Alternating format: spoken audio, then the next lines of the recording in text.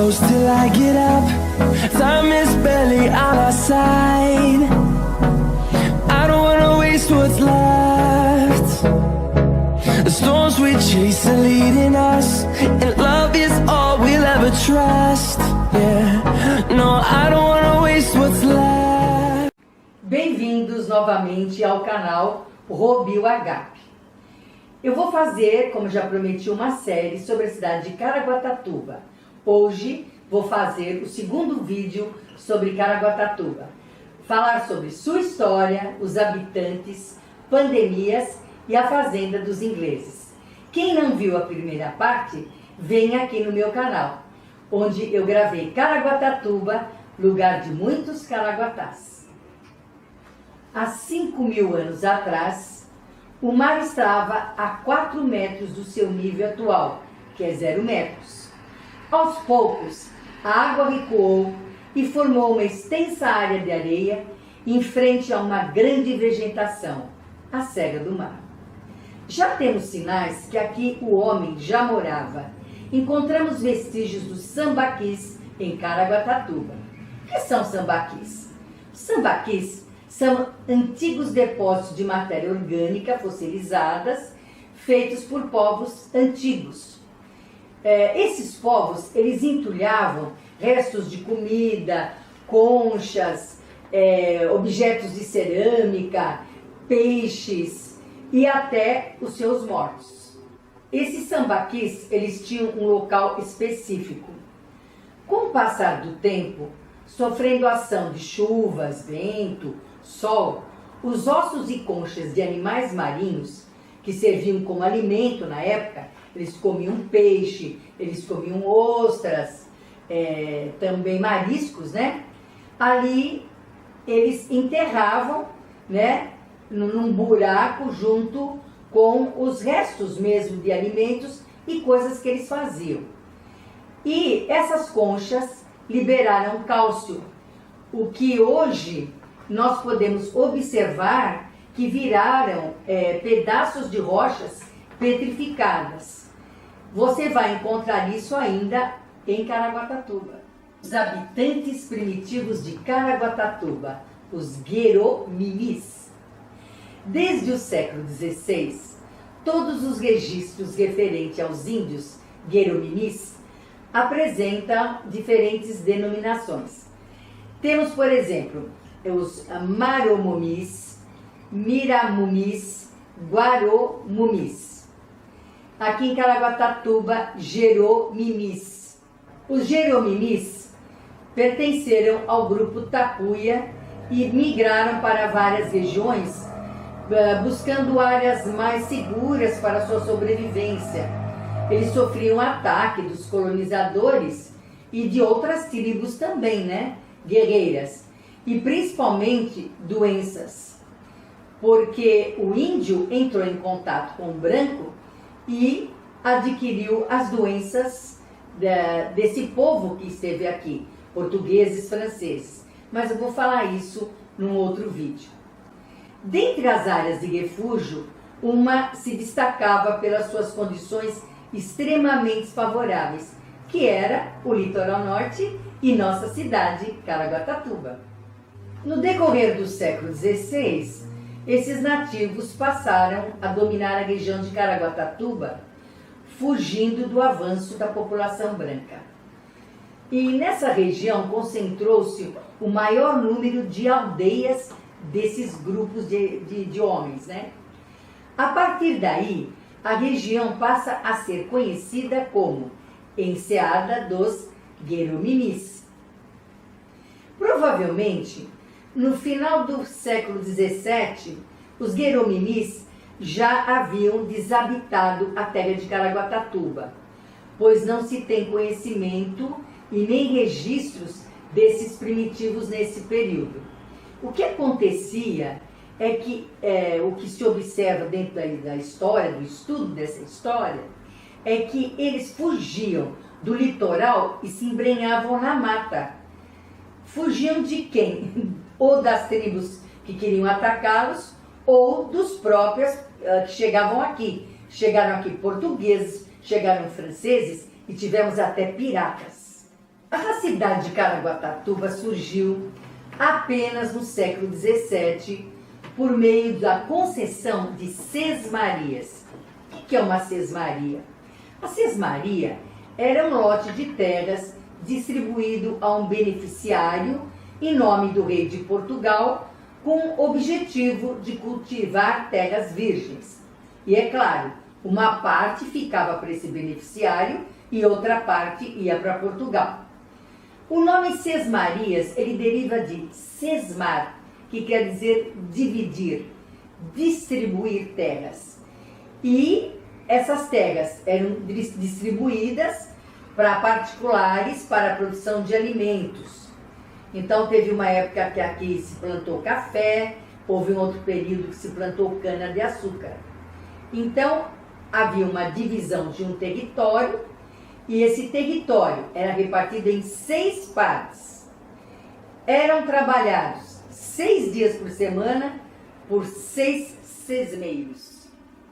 Denominam-se caiçaras os habitantes tradicionais do litoral das regiões Sudeste e Sul do Brasil, formados a partir da miscigenação entre índios brancos e negros, e que têm em sua cultura a pesca artesanal, a agricultura, a caça, o extrativismo vegetal, o artesanato e, mais recentemente, o ecoturismo. As sesmarias deram origem aos grandes latifúndios do Brasil. A distribuição de grandes extensões de terras a um único sesmeiro e a utilização de terras que não estavam dentro dos limites estipulados pelas cartas das sesmarias contribuíram para a desigualdade de distribuição de terras no Brasil, uma das causas da desigualdade social ainda hoje. Caraguatatuba começou a ser povoada no início do século XVII através das sesmarias. A primeira que conheceu e ocupou a bacia foi a do rio Juqueriquerê, em 1609. Ela foi doada aos antigos moradores de Santos, na região de São Vicente. Miguel Gonçalves Borba e Domingos Jorge eram os donatários, os que receberam a terra, né? E a partir dessa data começou a surgir o primeiro povoado da vila de Santo Antônio de Caraguatatuba. Por volta de 1664, 1665, ocorreu a fundação de Caraguatatuba. O seu fundador foi um padre, Manuel de Faria Dória, provavelmente capitão-mor da capitania de Itanhaém. Hoje, o núcleo Padre Dória é o 10º núcleo do Parque Estadual Serra do Mar, que foi criado em 25 de março de 2014, com áreas pertencentes aos núcleos São Sebastião, Bertioga e Caraguatatuba. É uma linda área de preservação. E é interessante que esse Padre Dória, ele foi também o fundador de Salesópolis. Foi exatamente naquele ponto que a cidade começou a nascer em 1664 e 1665. Surgiram alguns sinais de povoamento que corresponde hoje ao centro de Caraguatatuba.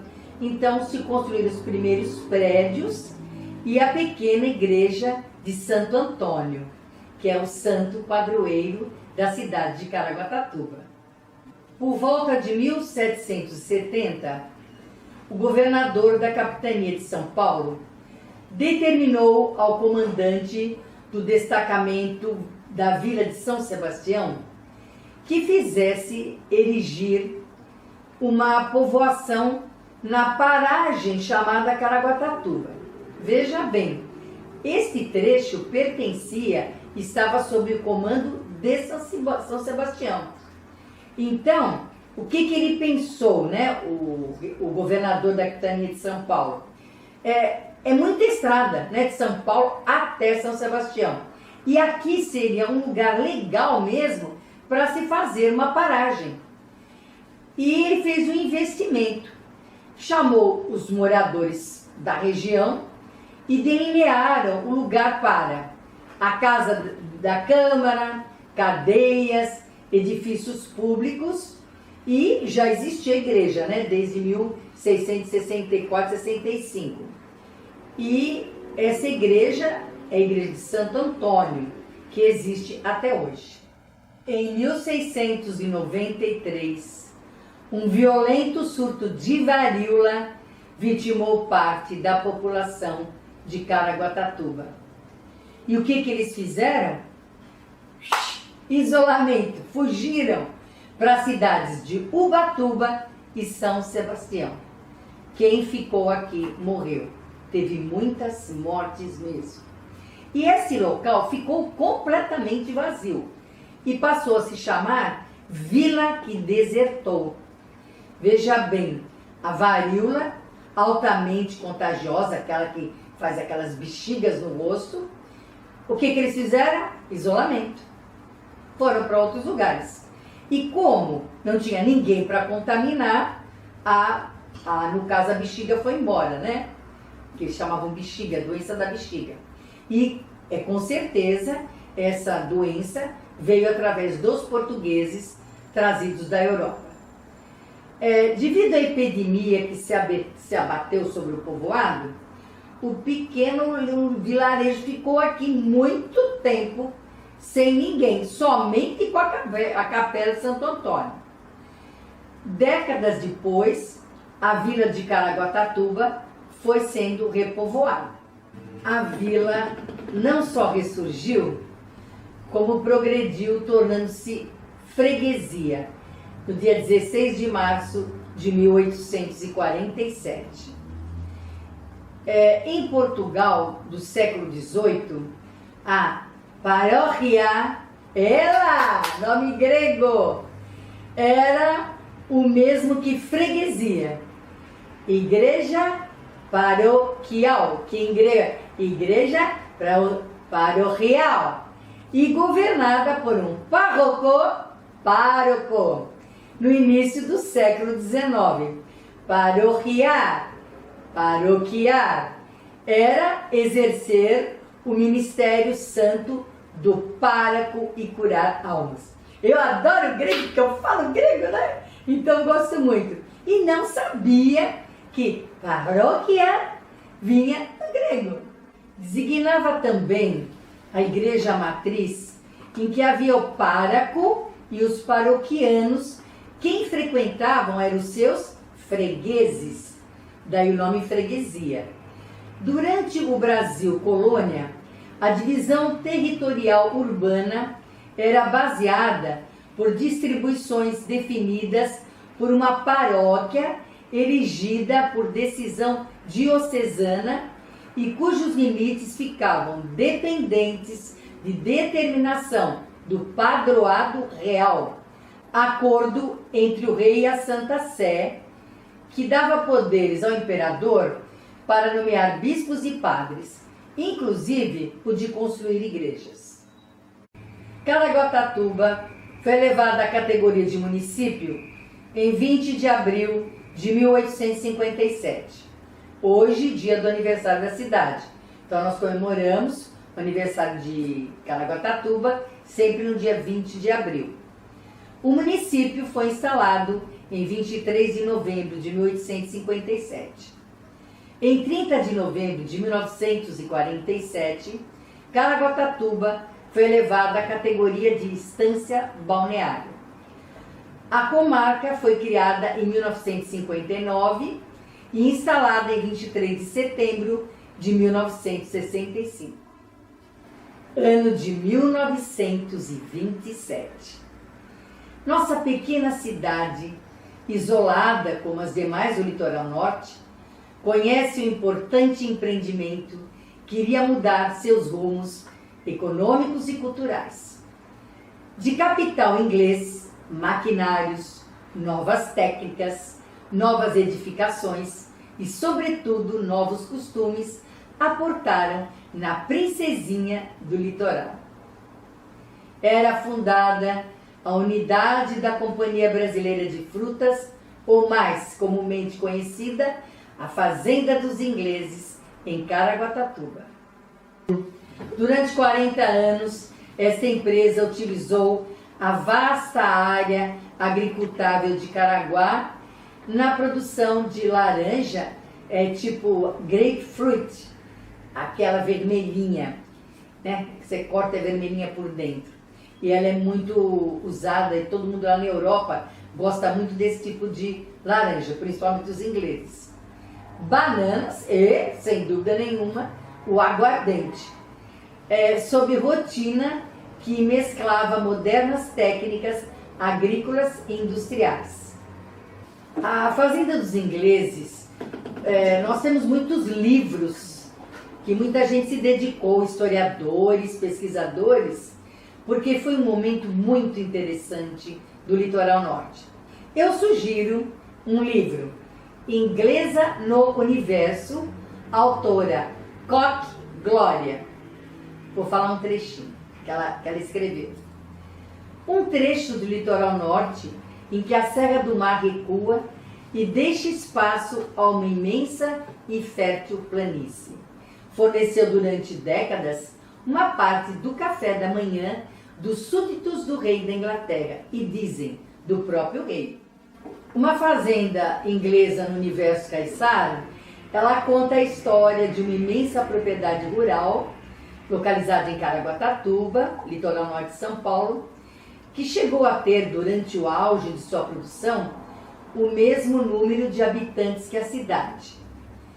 Com esmero e eficiência, eram produzidas lá toneladas de banana e de grapefruit, aquela parente que eu já falei da laranja, que tem a polpa vermelha, só que ela é mais amarga, e que é o café indispensável das pessoas inglesas, e principalmente na época dos nobres e das pessoas do reino lá da Inglaterra. Glória Koch é formada em Filosofia e História Social na USP, com pós-doutorado no Departamento de Antropologia da Unicamp, no Departamento de Arqueologia do Museu de Arqueologia e Etnologia da USP. Nasceu em São Paulo em 1959. Ela é autora de vários livros de história e cultura brasileira. Ela leciona, escreve e pesquisa. Por isso que eu quis colocar, porque é um dos melhores livros que fala sobre a Fazenda dos Ingleses em Caraguatatuba. Abrigando famílias de estrangeiros instaladas em casas de alvenaria, dentro de uma área inicial de 4.020 alqueires, a Fazenda de São Sebastião era conhecida por Fazenda dos Ingleses.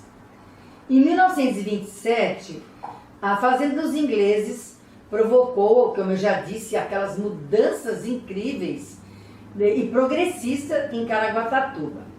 Houve um aumento significativo da população do município, especialização da mão de obra na agricultura, aumento representativo de atividades artesanal comercial, incremento do comércio dentro e fora da região.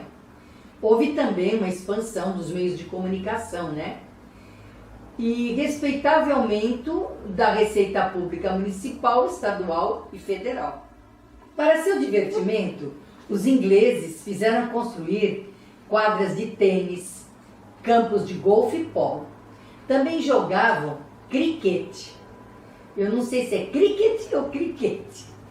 No campo de futebol, chegaram a disputar campeonatos com 30 times. Jogavam ping-pong, faziam campeonato também. E assistiam documentários no cinema da Fazenda. A Fazenda dos Ingleses foi o principal fator de desenvolvimento da cidade até a chegada dos turistas. Era uma das 3 maiores do gênero na América do Sul. E hoje, em São Sebastião, nós encontramos várias pessoas que trabalhavam lá na Fazenda dos Ingleses. De Caraguá eu quase não conheço, mas lá de São Sebastião eu já conversei com essas pessoas.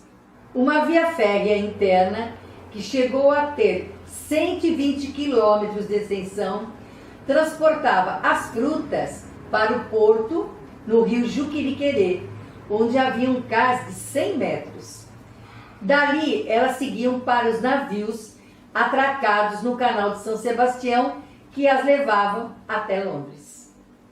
Suas locomotivas interligavam todos os bairros da cidade e findavam no Porto Novo, terminal ferroviário e fluvial. Nesse local, as linhas de produção tratavam de embalar as frutas, produzir a cachaça e embarcar no rio Juqueriquerê os produtos para serem remetidos nos mercados da Europa. No ano de 1967, sem recursos financeiros, sucumbiu com a catástrofe de março daquele ano. Encerrou assim as atividades. O que restou para o futuro? Seu casario, suas ruínas, as lembranças e relatos dos caiçares, que com orgulho fizeram parte de seus quadros. Mas poderíamos ter mais. Contudo, com o abandono e o descaso de anos e anos, seus vestígios, principalmente no Porto Novo, pereceram no tempo e na destruição. As antigas casas dos trabalhadores poderiam ser restauradas e as ruas reabertas para uso como moradias de interesse social. Os antigos galpões transformados em equipamentos públicos. O cais do Porto Fluvial, um local de passeio e lazer. Enfim, gente, todo o complexo, sítio histórico de paisagem notável, que congrega vestígios arqueológicos, arquitetônicos, cênicos e materiais, seria, enfim, um patrimônio valioso do município, motivo de orgulho e desenvolvimento para Caraguatatuba, São Paulo e o Brasil. Então, tudo isso foi perdido, foi deixado ao descaso. Nós já tínhamos uma bela ferrovia e tudo aquilo que sobrou podia ter sido uma obra social. E como tudo que acontece aqui nesse país, o social não se dá importância. A população de Caraguatatuba ainda teve que superar um surto de malária em 1884. Inclusive, recentemente, agora, 2020, até o ano passado também, em 2019, a malária voltou para Caraguatatuba. Mas esse é um assunto que eu vou falar no próximo vídeo. Também, em 1918, a gripe espanhola chegou aqui também em Caraguatatuba e fez várias vítimas. E a influenza H1N1, infecção humana, né, do vírus, o H1N1, é um outro subtipo de vírus que chegou aqui no Brasil também. E ele vem, é um vírus suíno, aviário e humano, que atingiu o Brasil e chegou também em Caraguatatuba em 2009 e disseminou muita gente globalmente. E hoje nós temos a vacina do H1N1. Eu gostaria de estar deixando aqui uma mensagem de Júlio de Paula, que eu li, achei interessante e pertinente ao que nós estamos falando. A paz está relacionada ao meio ambiente e sua preservação. A nossa consciência como cidadão é possível pensarmos na paz partindo inicialmente com a harmonia da nossa família, compartilhando o nosso amor pelo próximo e compaixão através da solidariedade. Todas as formas de vida estão interligadas. Isso é muito importante. Gostei tanto desse vídeo, fiz tanta pesquisa, me enriqueceu muito. Espero que vocês também tenham gostado. E eu continuo com a série, vai ter mais uma parte sobre Caraguatatuba. Vocês vão gostar muito. muito interessante. E eu tenho amigos que não são de Caraguatatuba.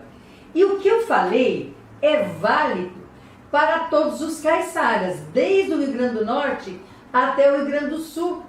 Então, esses índios que eu citei, essas sesmarias, esse tipo de coisa que acontecia no Brasil, aconteceu em todo o litoral. Então, quem estudar uma parte da história, que é de Caraguatatuba, se você for de outro lugar, eu tenho uns grandes amigos do Norte e do Nordeste, né, que estão me prestigiando no canal, é válido para vocês também essa reflexão sobre o que acontecia naquele momento no Brasil, certo? Mais uma vez, chegamos ao final, né, de mais um capítulo de Caraguatatuba, minha cidade do coração, que eu adotei. Quero agradecer a todos pela presença.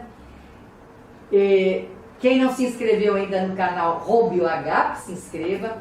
Compartilhem para ajudar aqui essa bióloga a divulgar, porque o meu objetivo é estar passando conhecimento e uma pequena ajuda nesse momento que estamos atravessando tão difíceis de pandemia. E mais uma vez muito solidária a todas as famílias de tantos mortos pelo nosso país e pelo mundo.